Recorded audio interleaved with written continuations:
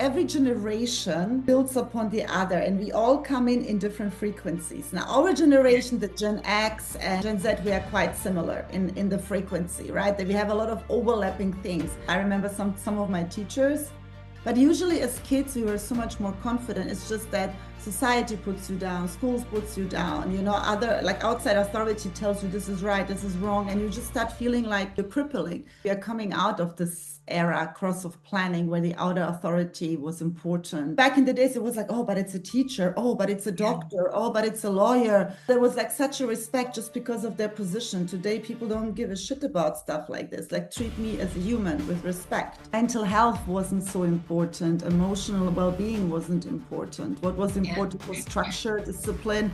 Everyone followed the rules.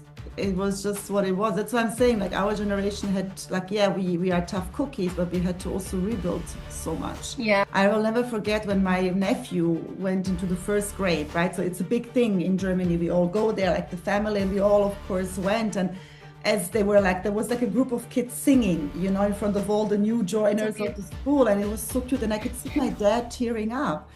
And he said, back in his days, nobody gave a shit about that. Nobody was even going into school.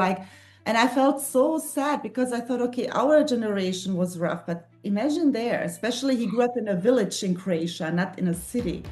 And they were poor, he had a football made out of towels. The generation of our parents never worked on any of that. It was just a given that they get on with life. My dad was also one of 11 children or 12. I can't remember the exact number, but yeah. And he was the youngest, so he got the least attention and everyone left and he felt alone there in the village with a lot of old people. So when you hear these stories, it really touches you. So that's why I say the generations are so different, and I celebrate that the kids today are so much more confident. Like, I do believe sometimes we treat them too softly. The question is, are they gonna get exposed to the same thing? Again, we are thinking of our path and how the world was, but the world is changing now. So by the time they're grown up, the world isn't going to be as it is now.